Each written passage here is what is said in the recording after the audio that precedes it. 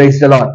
கர்த்தரும் இரட்சகருமா இருக்கிற இயேசு கிறிஸ்துவின் நாமத்தினாலே உங்களுக்கு என் அன்பின் வாழ்த்துக்கள். மீண்டுமாய் உங்களை சந்திப்பதில் நான் மிகுந்த மகிழ்ச்சி அடைகிறேன். இந்த நாள் கர்த்தர் உங்களுடைய வாழ்க்கையில ஆசீர்வாதமாய் மாற்றி தருவாராக.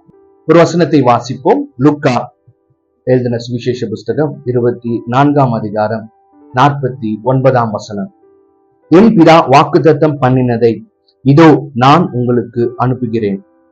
நீங்களோ உன்னதத்தில் இருந்து வரும் பெலனால் தரிப்பிக்கப்படும் வரைக்கும் எருசலேம் நகரத்தில் இருங்கள் என்றார்.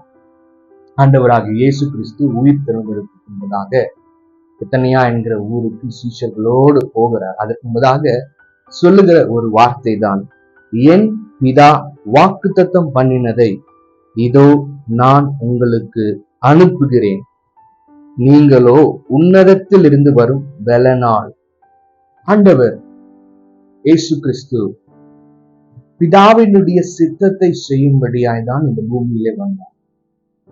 பிதா எதை நினைத்திருக்கிறாரோ அல்லது பிதா எதை செய்ய வேண்டும் என்று திட்டமிட்டிருக்கிறாரோ அந்த திட்டத்தை வாக்குத்தத்தமாய் அவர் சொல்லி அந்த வாக்குத்தத்தத்தை நிறைவேற்றும்படியாய் ஆண்டவராகிய இயேசு கிறிஸ்து நமக்கு உதவி செய்கிறார். அவர் நமக்கு கிருபை செய்கிறார். அப்போ உன்னதத்தில் வரும் பலன் எது? எனக்கு வரும் பலன் எதுங்க? பிதாவினுடைய வாக்குத்தத்தம். அந்த வாக்குத்தத்தத்தை நான் பிடித்துக் கொண்டிருக்கும் போது அதுவே என்னுடைய வாழ்க்கையில பலனாய் மாறுகிறது.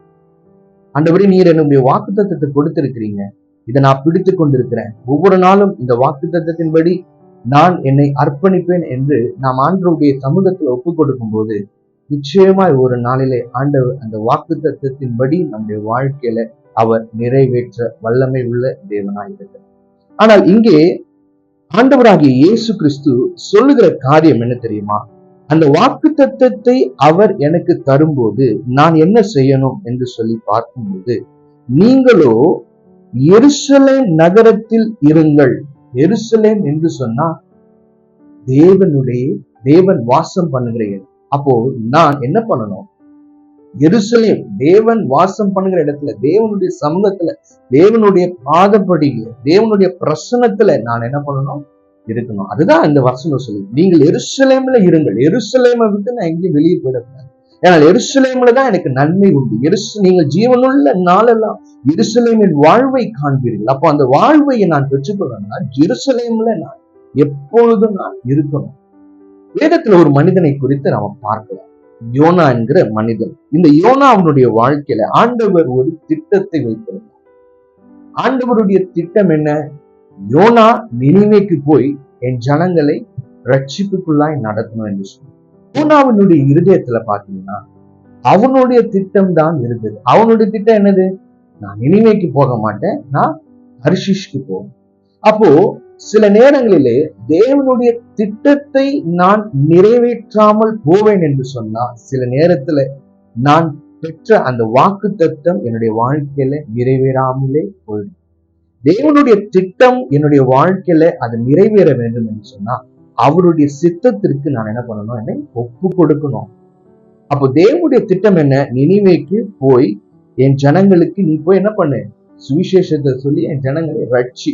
ஆனா வாசிங்கள், யோனா 1ஆம் அதிகாரம் 3ஆம் வசனம். அப்பொழுது யோனா கர்த்தருடைய சமூகத்திலிருந்து விலகி என்ன பண்றான்? வாண்டடா அவனே ஒரு தீர்மானம் எடுத்துட்டான்.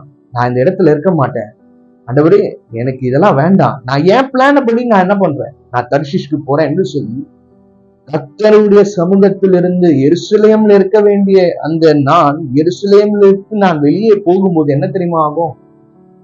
பாருங்கள், அடுத்த வசனம், ஒரு பெரிய காற்றை ஆண்டவர் என்ன பண்றாரு? அனுப்புகிறார். கர்த்தர் சமுத்திரத்தின் மேல் பெரும் காற்றை வரவிட்டார். அப்போ அந்த பெரும் காற்று அடிக்க ஆரம்பிக்கும் போது கடல் கொந்தளிக்கும், கப்பல் விளைமோதுகிறது, கப்பல் பயங்கரமான சேதம் உண்டாகிறது. இப்பொழுது யோனாக்கு என்னென்னமோ பண்ணலை, என்ன வேணா பண்ணலாமா என்று சொல்லி ட்ரை பண்றார். ஆனா ஒன்றும் அவருக்கு சாத்தியமாக முடியவில்லை. இப்பொழுதுதான் சொல்றாரு, இதெல்லாம் என்னால வந்தது. ஏன்னா இதற்கு காரணம்னா நீங்க என்ன பண்ணுங்க? தண்ணியில சமுத்திரத்துல என்னை தூக்கி போட்டுருங்க.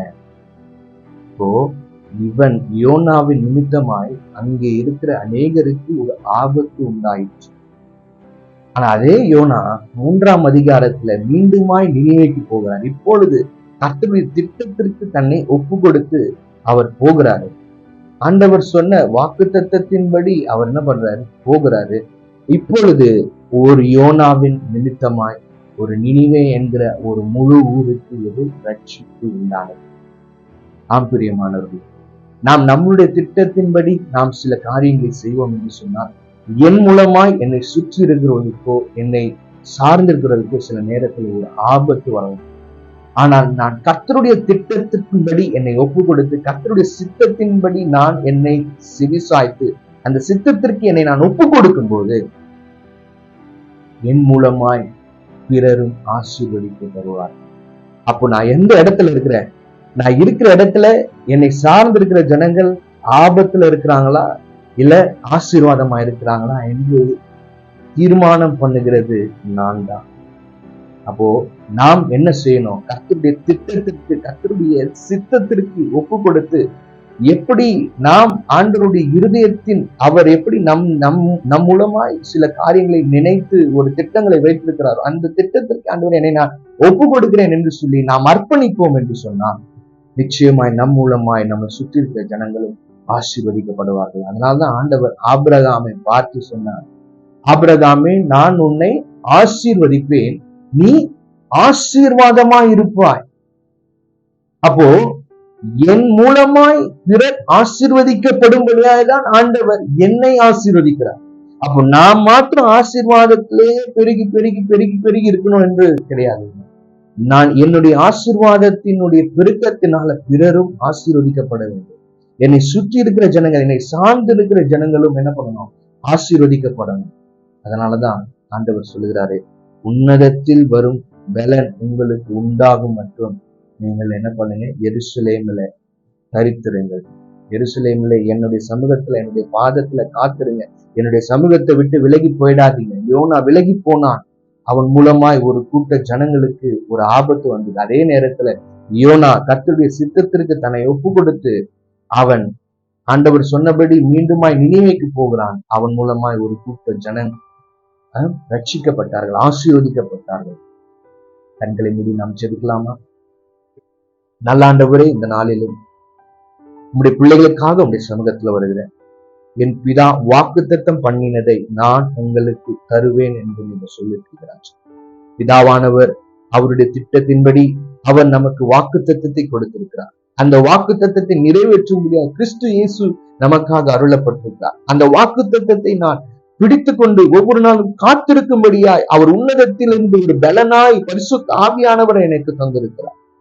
இந்த நாளிலும் ஆண்டவரே, ஒவ்வொரு நாளும் நாங்கள் உங்களுடைய திட்டத்தின்படி எங்களை செவி சாய்த்து அதன்படி எங்களை நாங்கள் ஒப்பு கொடுக்க எங்களுக்கு கிருபை செய்யும்.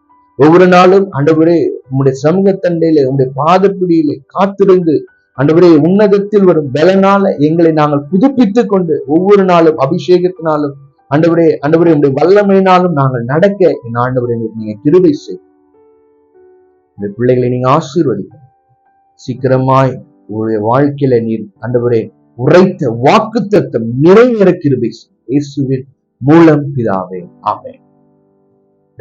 கர்த்தர் உங்களை ஆசீர்வதிப்பார். God bless.